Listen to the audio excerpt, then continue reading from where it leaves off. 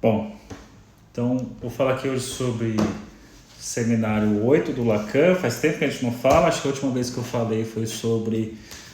Qual foi? A harmonia médica. Lembrando aqui, vamos fazer um brevíssimo percurso do que rolou, até para eu também conseguir me situar, né? Então, vou seguir aqui com vocês, vou trabalhar um tempo em cima do tema de hoje, depois eu vou mostrar aqui um presente que eu ganhei muito legal e, por fim, fazer um comentário sobre cursos novos que vão aparecer aí pela frente.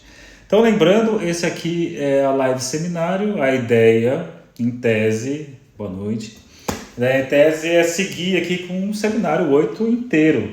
Não sei, né? O seminário 1 eu comecei a fazer tempos atrás, aí eu parei, porque foi uma desorganização na minha vida, e quando eu voltei para o 8. Muita gente pede para voltar para o 1.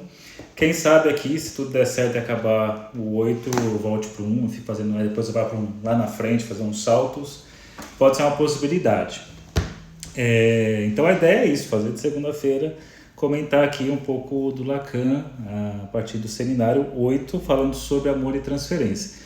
Particularmente me interessa o assunto, porque é assunto que passa pelo meu doutorado, então eu tenho tentado focar em temas que de alguma forma eu possa usar também em outras situações, né?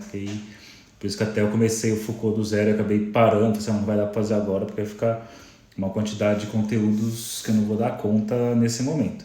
Enfim, então entramos aqui no seminário 8 e a minha sugestão, né, o que eu coloco sempre ali, né?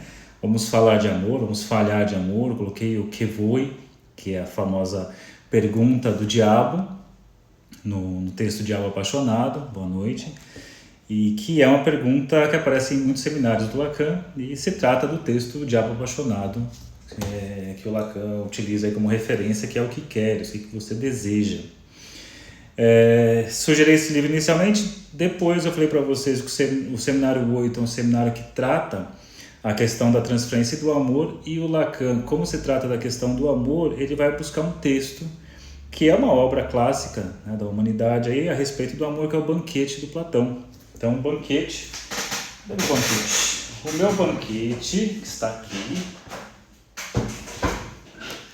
Então, se trata aqui o Banquete do Platão, que você tem aí um banquete, um jantar à base de vinho diluído em água, para o pessoal não ficar bêbado, porque já está todo mundo de ressaca da noite anterior, mas eles se reúnem ali na casa de um deles, vai aparecer Sócrates, Fedro, Alcibiades, vai aparecer depois no final, eles se reúnem para fazer um elogio a alguma coisa. E aí tem uma sugestão do Fedro, vamos falar sobre um Deus que ninguém nunca se refere a ele, que é o amor, que é Eros. E aí então fala, tá bom, já que você deu essa ideia, você comece falando aqui. Então o Lacan primeiro vai trabalhar o banquete, é muito legal isso. A primeira parte do seminário 8 é muito voltado para esse livro, então ele faz lá suas leituras e contribuições, faz um paralelo com a psicanálise, e depois, no segundo momento aqui, né, chega uma hora que ele para de ficar só no ponto do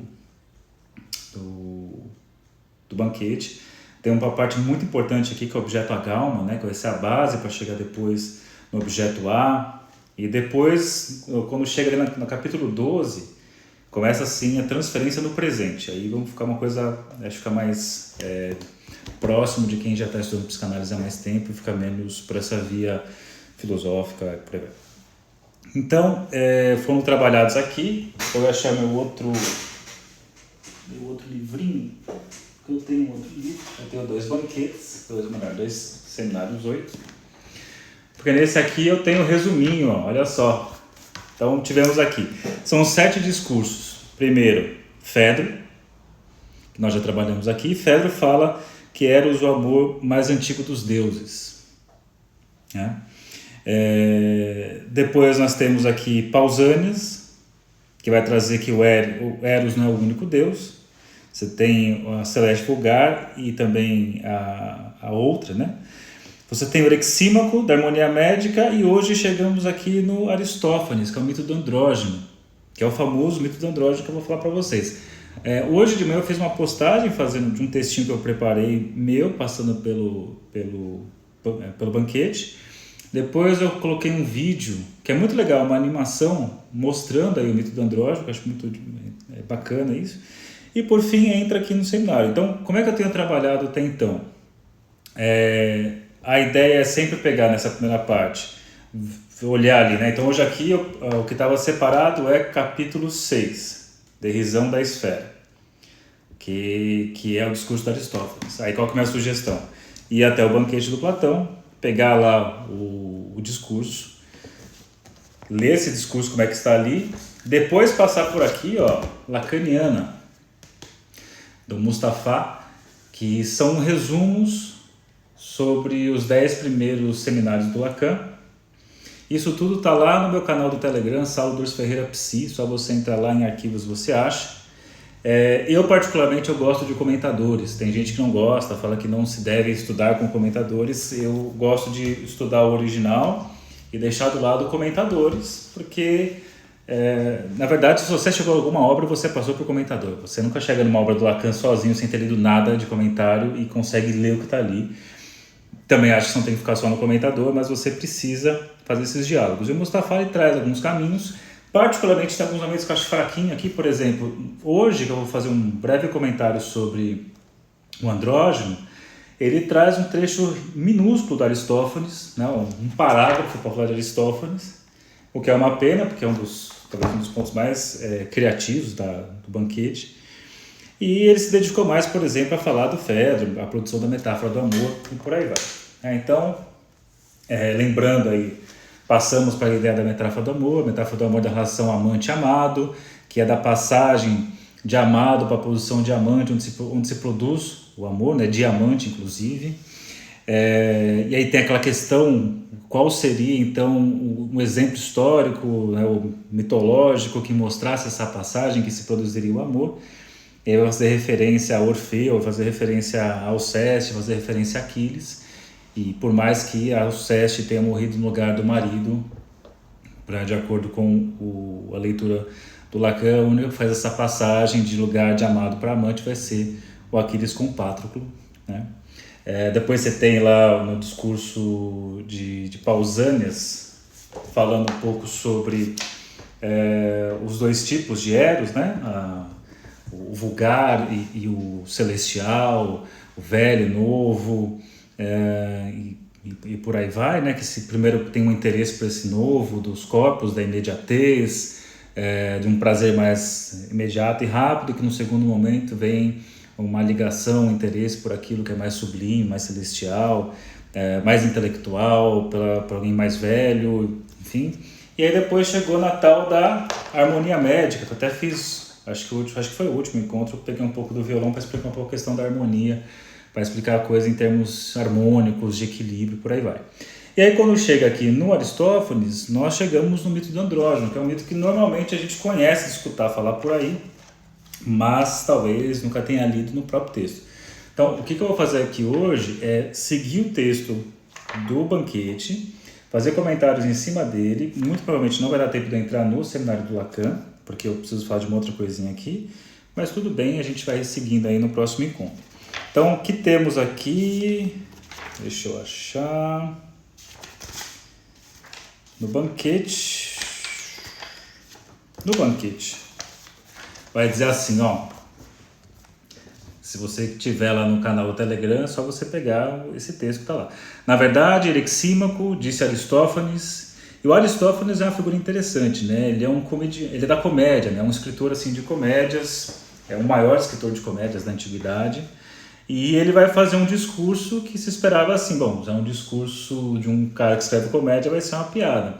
E ele conta alguma coisa que, pelo menos para mim, por mais que possa parecer até derrisão, né? Satírico, engraçado e tudo mais, é uma coisa bem romântica e que nós usamos muito hoje em dia ainda. Inclusive Fábio Júnior usa dessa maneira, carne e unha, alma gêmea, as metades da laranja, por aí vai. Então ele diz assim, na verdade, Erixímaco, disse Aristófanes, desculpa as coisas aqui, Erixímaco lhe disse, porque ele é o próximo a falar no banquete. Meu bom Aristófanes, vê o que fazes, estás a fazer graça quando vais falar, e me forças a vigiar o teu discurso, se porventura vais dizer algo risível, quando te é permitido falar em paz. Aristófanes riu e retomou. Tens razão, Erixímaco. fica-me o dito pelo não dito, mas não me vigies, que eu receio a respeito do que vai ser dito, que seja não engraçado o que eu vou dizer. Por isso é proveitoso e próprio da nossa musa, mas ridículo. Então o que eu vou dizer não é engraçado, mas é da ordem do ridículo. Eu acho bem interessante aqui, tem uma entrevista do Jacques Lamillard, que se você colocar no Google assim, entrevista Jacques Lamillard sobre o amor, ou entrevista Jacques Lamillard amor, você acha uma entrevista que ele dá que é bem interessante, apesar de ter a galera que não suporta o Jacques Lamillard, que fala que ele destrói a psicanálise, que ele distorce tudo que o Lacan fala, que ele, enfim, falam N coisas dele, mas é uma entrevista interessante em que ele traz assim, que quando nós estamos amando, principalmente os homens, nós ficamos mais ridículos, tem algo de ridículo aí num homem quando está amando, então talvez por isso tenha uma certa ligação com o que Aristófanes traz aqui. Ele vai fazer um discurso que o Erixímaco diz assim, não vai fazer piada. Aí ele diz, não vou fazer piada, mas vou fazer uma coisa ridícula. Pois sim, disse o outro, lançado a tua seta, Aristófanes, pensas em fugir, mas toma cuidado e fala como se fosse prestar contas. Talvez, todavia, se bem me parecer, eu te largarei. Então, olha só que legal esse discurso, como ele cabe assim para muitas coisas que nós pensamos o tempo todo sobre o amor que nós escutamos na clínica. É muito do que eu escuto na clínica e na vida pessoal, na vida das pessoas que eu conheço, fala muito disso, dessa coisa do outro que me completa, que é um pedaço de mim que sem outro eu não suporto. É isso que falamos tantas vezes e que de alguma forma vai trazer aqui uma estrutura imaginária que é tão importante na psicanálise lacaniana ou narcísica, na psicanálise freudiana. Então, na verdade, Erixímaco, diz Aristófanes, é de outro modo que tem a intenção de falar, diferente do teu e de Pausanias. Com efeito, parece-me os homens absolutamente não terem percebido o poder do amor, que se o percebessem, os maiores templos e altares lhe preparariam e os maiores sacrifícios lhe fariam, não como agora que nada disso há em sua honra, quanto mais que tudo deve haver. É ele, com efeito, o Deus mais amigo do homem. Lembrando que um considerou o Deus mais antigo, e esse aqui considera o amor como o Deus mais amigo do homem. Protetor e médico desses males, de cuja cura dependeria, sem dúvida, a maior felicidade para o gênero humano. Tentarei, eu, portanto, iniciar-vos em seu poder, e vos ensinarei aos outros. Mas é preciso primeiro aprenderes a natureza humana e as suas vicissitudes.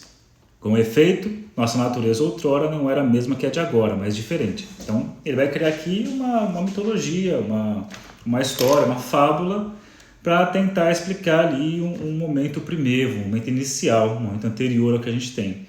Em primeiro lugar, eram 3 os gêneros da humanidade. Não 2 como agora, o masculino e o feminino. Mas também havia um terceiro, comum a esses 2, do qual resta agora um nome, desaparecida a coisa, andrógeno. Andrógeno era então um gênero distinto, tanto na forma como no nome comum aos 2, ao masculino e ao feminino, enquanto agora nada mais é que o nome posto em desonra.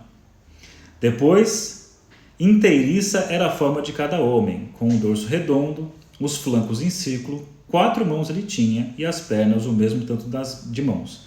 2 rostos sobre um pescoço torneado, semelhantes em tudo, mas a cabeça sobre os 2 rostos opostos um ao outro, era uma só, e 4 orelhas e 2 sexos. Então, tente imaginar, tente montar aí essa figura que o Aristófanes descreve, que é uma figura mitológica, uma figura mítica, né? Uma figura para tentar dar conta de alguma coisa histórica, de alguma coisa que nós, né? Se a gente for pensar, os mitos servem para isso, a gente tem que explicar a nossa realidade atual, criando histórias, criando fábulas, criando uma série de coisas para dizer por que as coisas são assim.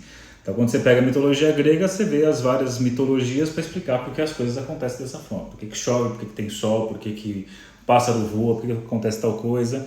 E aí, então, o Aristófanes está descrevendo aqui um ser, um dorso redondo, 4 mãos, 4 pernas, 2 rostos, mas interessante, apesar de 2 rostos, você tem um único pescoço. Não tem 2 cabeças. Você tem ali 2 rostos, um único pescoço e uma só cabeça. Então a cabeça é a mesma, o pescoço é o mesmo, mas o rosto voltado para fora um do outro. Então é interessante isso, acho que isso vai marcando metáforas com que nós pensamos, como são as relações, de assim, estar junto com o outro, e será que os dois conseguem olhar numa mesma direção? Então, nessa coisa aqui, está olhando cada um para um lado, para um oposto, apesar de uma mesma cabeça, apesar de você dizer assim, você entende exatamente o que eu estou falando, e outros assim, entendem exatamente, mas como, se a gente for pensar na percepção visual, por exemplo, deles, estão olhando para lados opostos, apesar da mesma cabeça e o mesmo pescoço.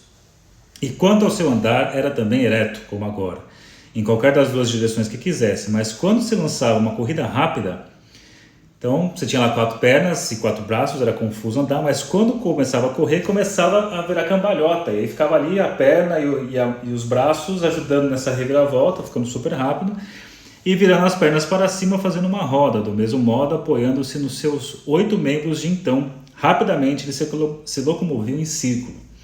Eis porque eram 3 tipos, os gêneros e tal a sua constituição, porque o masculino de início era descendente do Sol, o feminino da Terra e o andrógeno da Lua. Né? Pois também a Lua tem de ambos, e eram assim circulares. Também a Lua, símbolo dos amantes. Você pega lá o filme La Luna, do Bertolucci, a Lua, os amantes, e aqui também o símbolo dos amantes, a questão do andrógeno. Mas olha que legal onde vai chegar para entender por que seria um símbolo dos amantes, o andrógeno, e o que vai acontecer na sequência. Eram circulares e assim, eram por conseguinte de uma força e de um vigor terríveis. Já imaginou?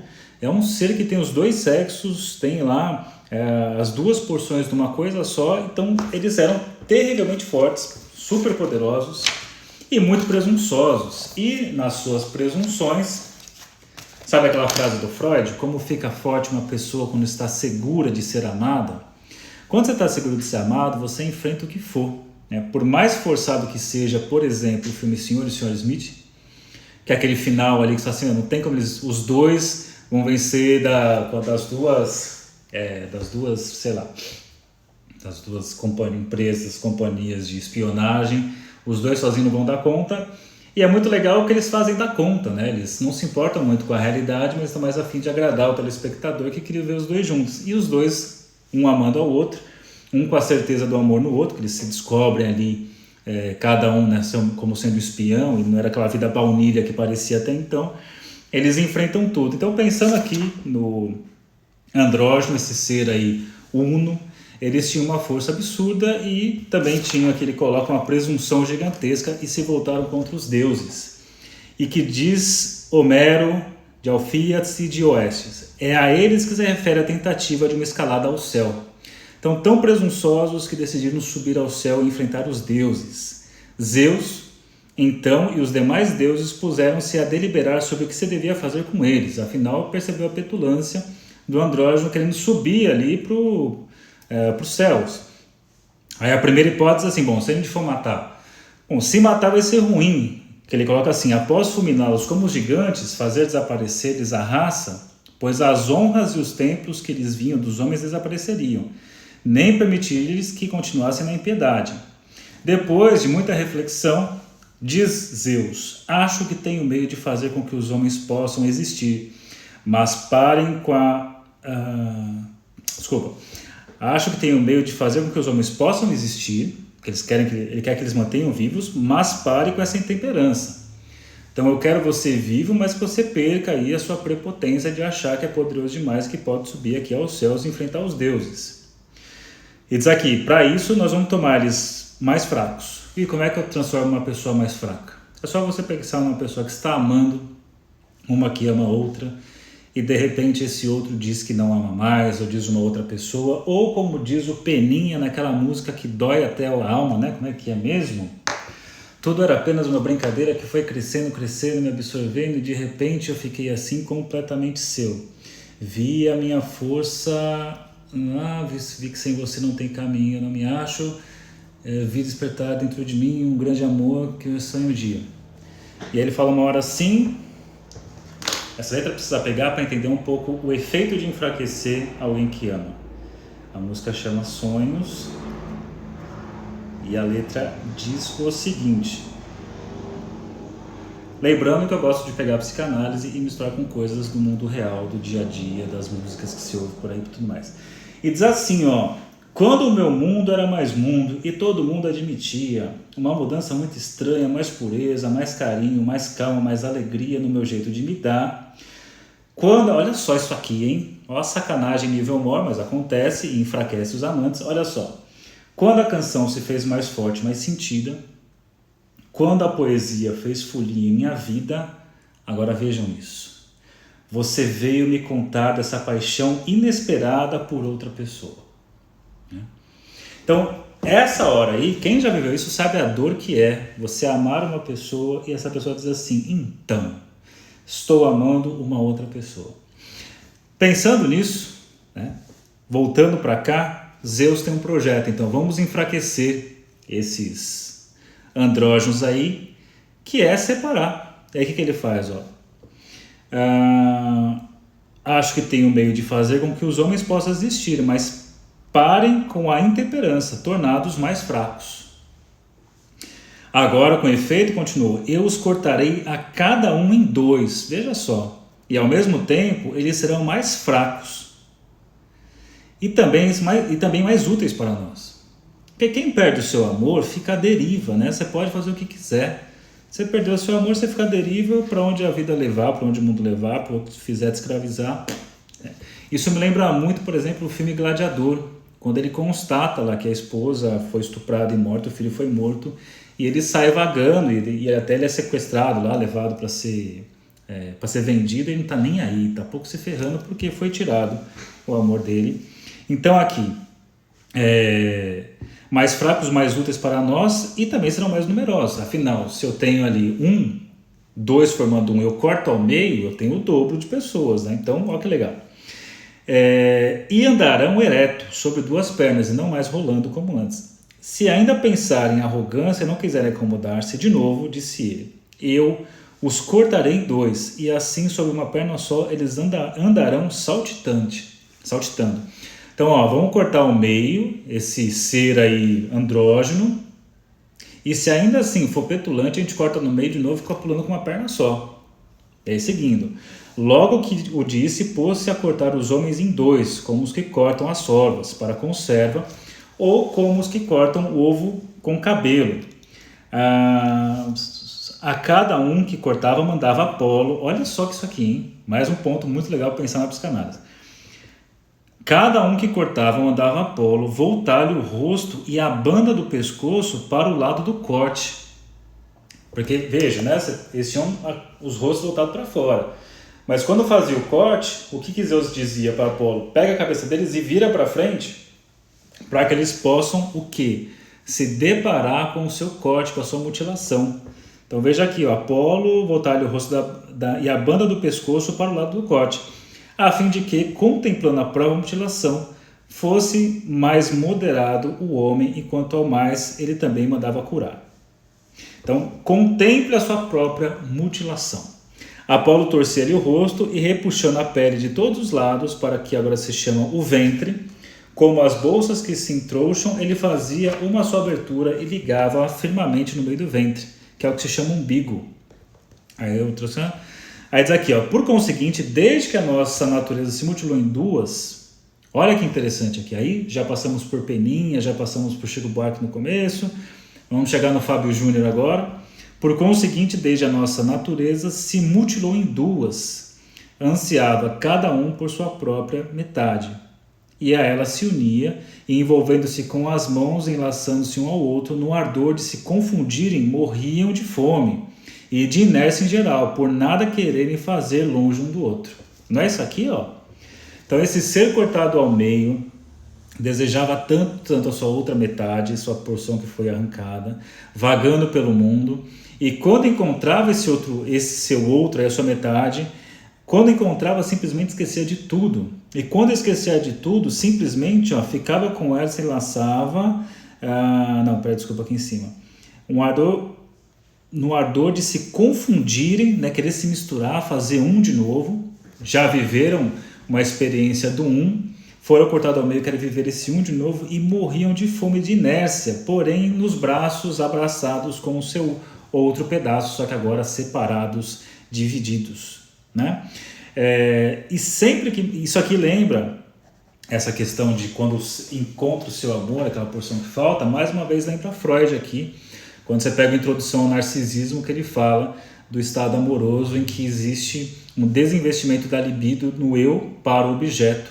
Então Freud vai dizer assim, quem ama se torna humilde, porque empobrece egoicamente de libido e investe no objeto. O que importa é estar ligado ao meu objeto, ainda que isso custe a minha vida.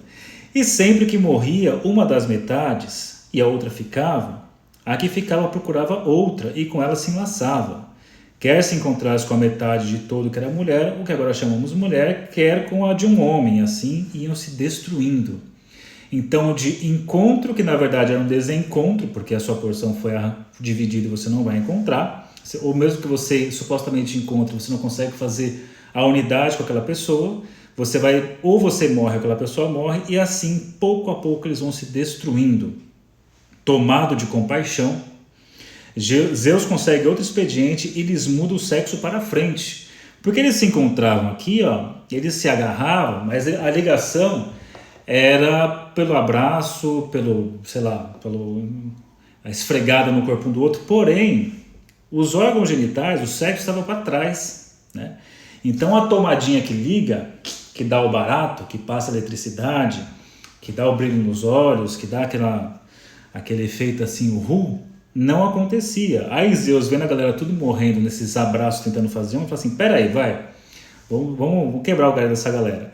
Então Zeus consegue outro expediente e eles mudam o sexo para frente, pois até então eles tinham para fora e geravam e reproduziam não um com o outro, mas na terra. Olha só, a reprodução se dava na terra. E aí depois, graças a isso, eles então tinham agora um encontro genital. E aí quando teve encontro genital, imaginem só o prazer que é.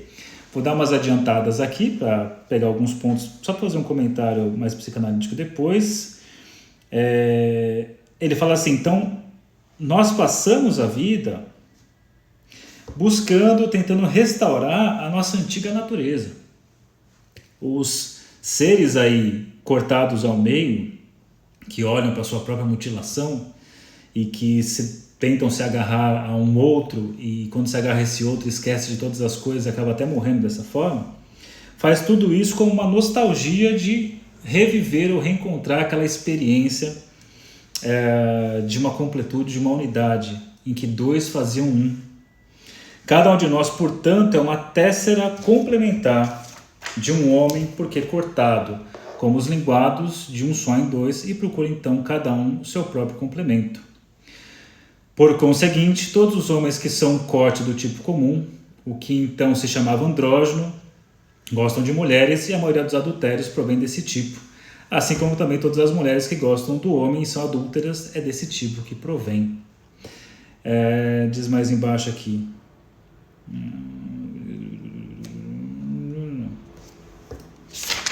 Deixa eu ver.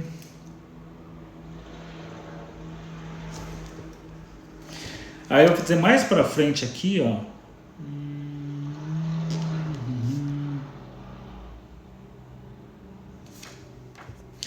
Ele diz assim, nessas tentativas de encontrar essa metade daqui, e os que continuam um com o outro pela vida fora são estes, os quais nem saberiam dizer o que querem que lhes venha da parte de um ao outro. A ninguém, com efeito, pareceria que se trata de uma união sexual. Diz mais embaixo. Que é que quereis, ó homens, ter um dos outros? E se diante de seu embaraço de novo lhe perguntasse, porventura é isso que desejas? Ficardes no mesmo lugar o mais possível um para o outro, de modo que nem de noite nem de dia vos separareis um do outro? É assim que você quer ficar com o outro? Né? E diz mais embaixo.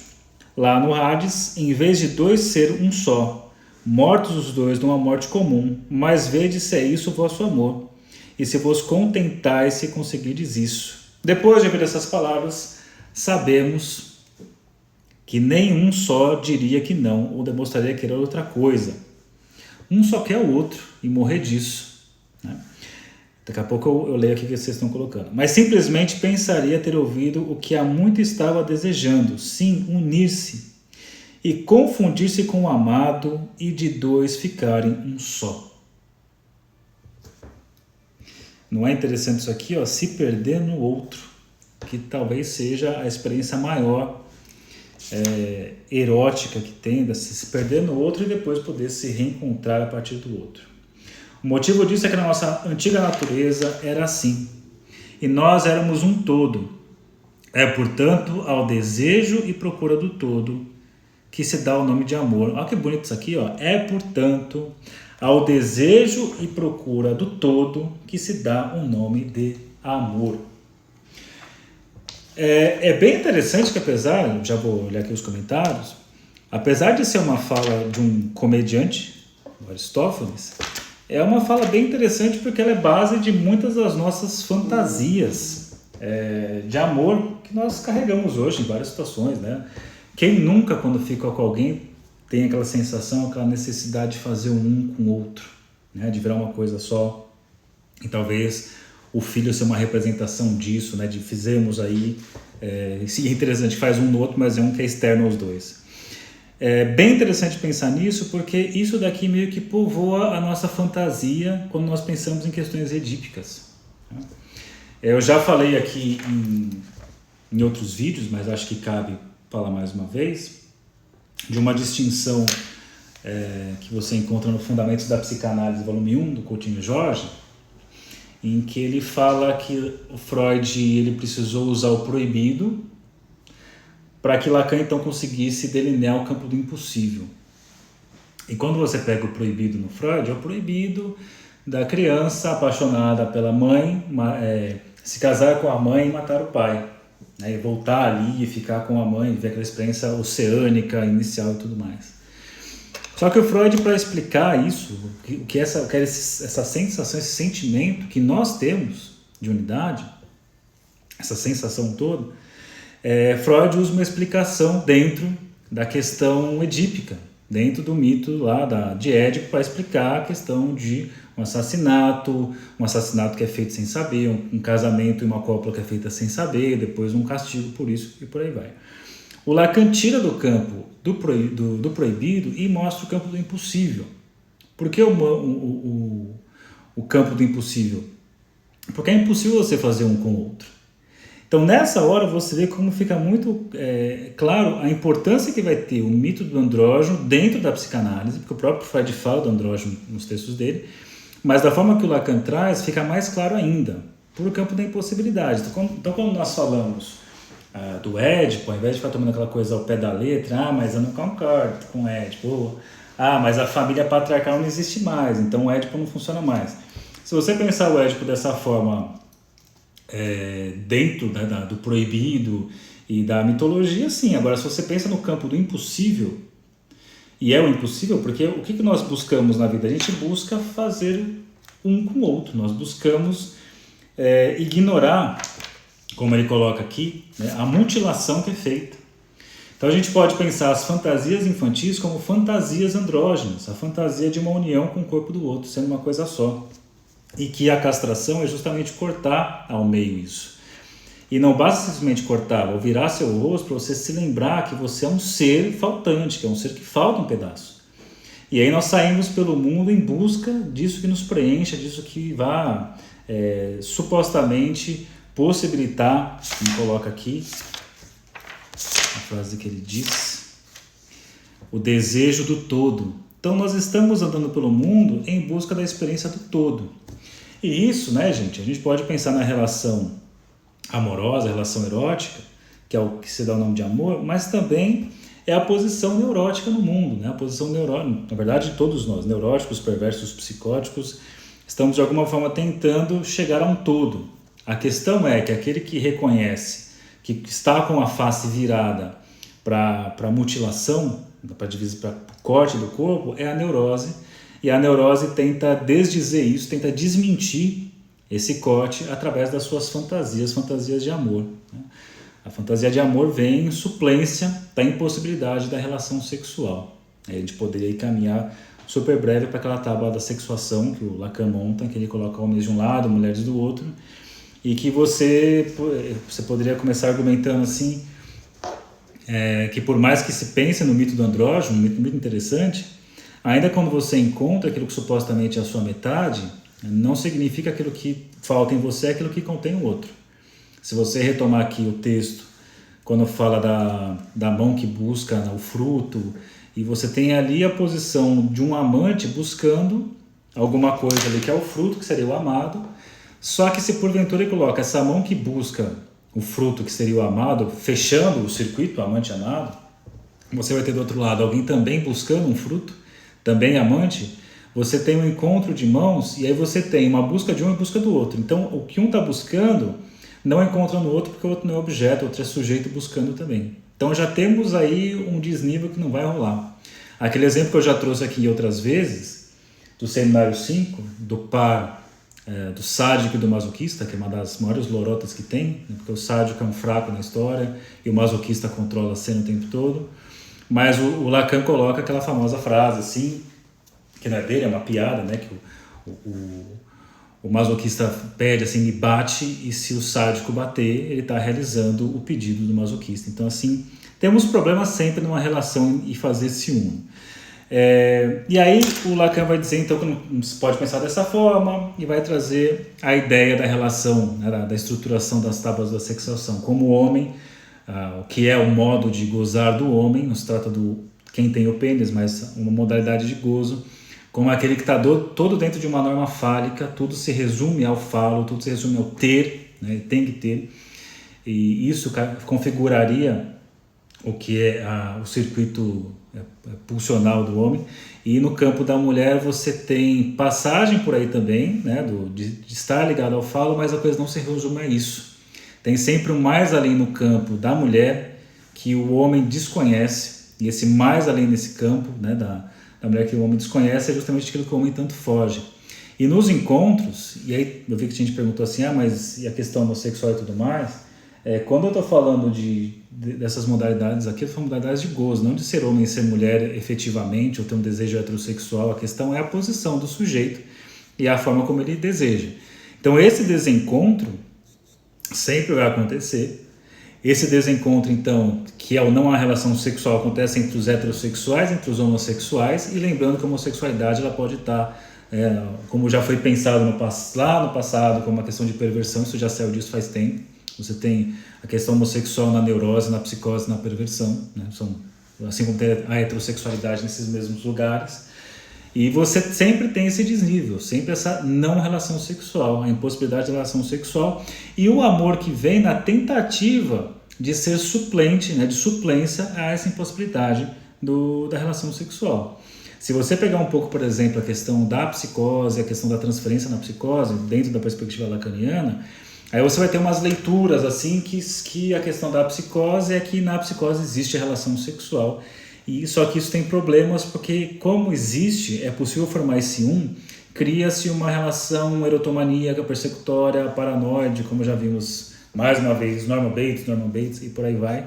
Então essa dimensão da falta e o amor como aquilo que vem em suplência, a impossibilidade da relação sexual, né, a condição para que o amor apareça é que essa falta esteja lá. Então o que é o amor? É se deparar com uma falta, é se deparar com o pedaço faltante, com o mutilado, e então o desejo de fazer um todo a partir daquilo.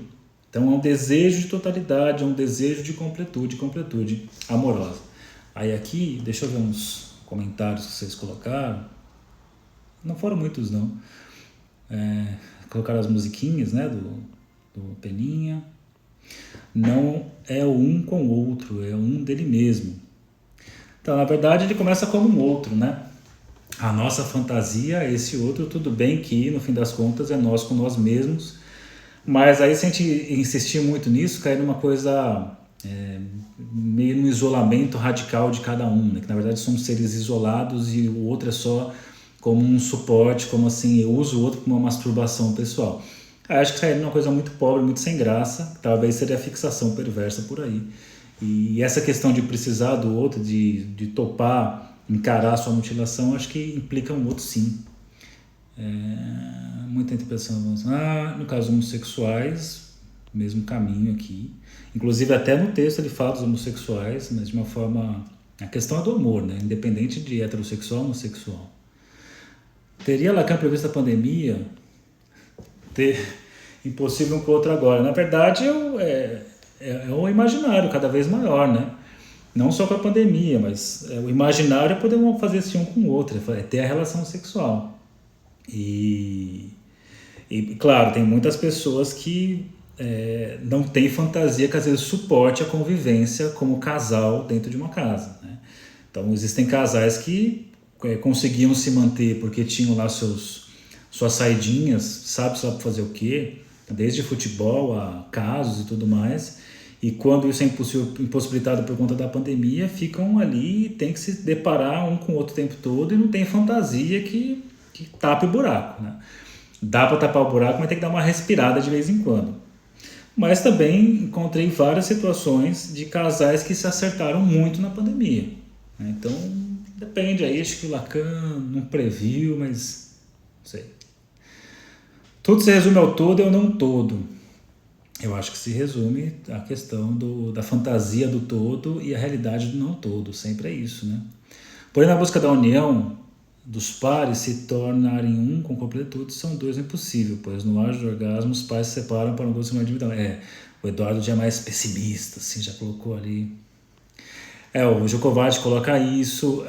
Se você pensar na forma do Reich do orgasmo, eu acho que ali o Reich ele é mais otimista nisso, né? O Djokovic acho que ele passa pela questão reichiana mais, em que ele fala dos movimentos involuntários e se perderem no outro, depois se restaurar o si mesmo. Mas é isso aí, acho que cai para uma coisa individual mesmo, tá? Eu vou só trabalhar hoje o texto do Banquete, que é muito legal esse textinho aqui, para na semana que vem entrar nos comentários do Lacan sobre o andrógeno. Eu acho muito legal deixar isso fixado, porque o andrógeno a gente vai fazer referência muitas vezes aqui, porque o andrógeno, gente, pode usar, até anotar aí na sua caderneta de estudos, o andrógeno é o lugar imaginário, é o lugar que as pessoas chegam na clínica suspirando por esse lugar, por essa busca, enfim, e quando o psicanalista escuta isso, olha a cara que faz, tá até a cara, olha a cara dessa pessoa aqui, ó. Para finalizar aqui hoje, eu queria fazer uma coisinha, depois eu finalizo. Eu queria pegar algo aqui. Tem uma amiga minha, Tatiana Manduca, que é psicóloga, psicanalista, e que ela estava aí a escrever um livro e recentemente o livro saiu e ela mandou para mim aqui um presentinho, olha que legal, um livro chamado Valida-te, tá? Veio todo bonitinho, veio com álcool em gel, preocupações assim, super cuidadosas. A sacola estava muito mais bonita, mas assim, eu cheguei em casa, tem filho pequeno em casa que quer ver o que tem dentro. E quando vai ver o que tem dentro faz uma pequena bagunça. Mas ó que caprichado que é, eu acho que eu peguei de ponta cabeça. Mas ó que bacaninha aqui. Né? Aqui é ela atendendo, uma pessoa falando. E vamos ver o que veio aqui dentro. Vem uma cartinha de agradecimento, porque eu fiz parte um pouco aqui de algumas discussões sobre o livro. Vem uma caneca, que o pessoal lá de casa já quer roubar. Veio um apoio para a caneca. E aí, olha que legal, veio o livro, né? Ó, e veio um café também, tem um café aqui dentro. E aqui, além de tudo, tem um livro. E esse livro aqui rendeu boas discussões na preparação, por quê? Ela vinha com uma ideia já, estou escrevendo um livro, não sei o quê, sobre casos clínicos. E aí sempre dá aquele negócio assim, puta, mas escrever caso clínico, você vai expor pessoas. Eu falei assim, não é exatamente expor pessoas, eu quero criar algumas histórias, mas que sejam histórias próximas do que a gente encontra na realidade da nossa clínica. E de fato, e aí ela mandou para eu ler e eu fui lendo e achei muito interessante. Aliás, eu tenho uma posição aqui para vocês entenderem. Por exemplo, tem muitos psicólogos e psicanalistas que não gostam do seriado Sessão de Terapia, por exemplo. Quer falar que não é uma clínica de verdade aquilo. Aí, né, aquela besteira, que nem imaginar. Tá, então House é chato porque o hospital não é daquele jeito. Bom, quantas coisas a gente assiste que não é do jeito que é na vida real. Só tem que colocar ali uma coisa um pouco mais, às vezes, emocionante. Mas, de qualquer forma, eu acho que vale a pena um seriado desse. E dentre outros motivos, eu sempre falo para os meus alunos e ex-alunos, Assista seriados assim, por quê? Por mais que o caso você tenha lá suas críticas e tudo mais, você tem a chance de escutar um caso sendo apresentado, começo, meio e fim. Você tem a chance de ver como é que o profissional, o personagem do seriado agiu ali. E aí você pode criticar, não concordei que ele fez, não sei o quê, mas você tem a chance de pensar o que você faria. Então você tem ali um tempo para pensar clinicamente o que você faria ali. Foi dentro desse raciocínio que eu falei assim, poxa, um livro desse é muito legal. Por quê? Ele é um livro em que ele traz, são quantas histórias aqui? Só para confirmar, são 5 partes.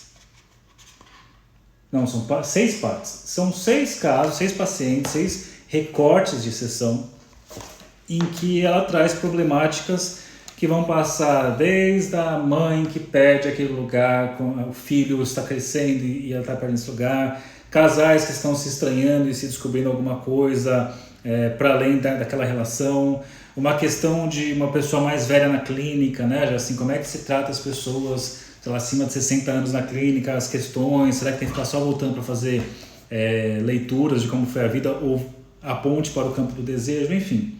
Eu sei que tudo isso foi apresentado aqui, eu achei o livro muito interessante. E aí, ó, tem uma coisa bem legal, eu não vou ler para ficar comprido aqui, mas ela tem uma dedicatória e tem o prefácio. E no prefácio, o prefaciador, ele comenta aqui cada um desses pontos, vai comentar aqui sobre um pouquinho cada um dos personagens. E por acaso, quem faz o prefácio sou eu, olha que legal.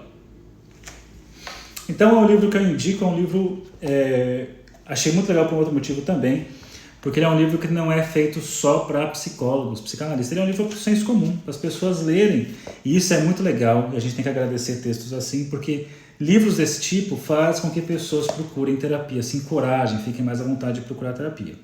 Tem até aqui uma galera famosa, o Rony Von comentando, a Tânia Calil comentando, e é isso aí, indicação de leitura, valida-te.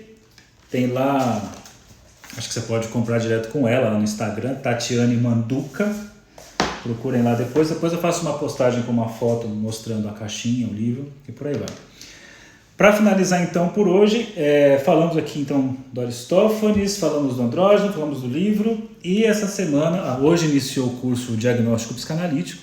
Curso bem legal aí, que já fiz as preparações, os primeiros vídeos estão feitos, todos continuo fazendo. E essa semana retorna, agora aparece a segunda edição do curso Freud, Teoria Prática e Casos Clínicos, ontem e hoje.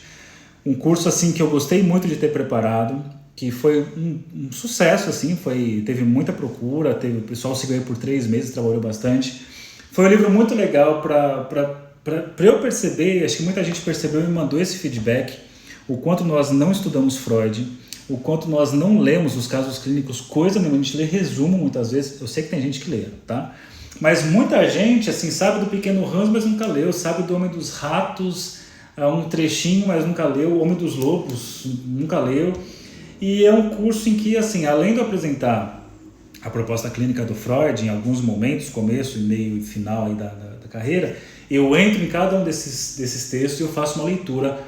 Cara, uma leitura longa, 2h30, às vezes contando e fazendo reflexões sobre cada um dos casos. Então, é um curso que eu gostei muito de fazer, deu um puta trabalho para fazer, e o feedback foi assim, nossa, eu achei que soubesse Freud, mas agora eu vi o quanto realmente eu não conhecia tanto assim.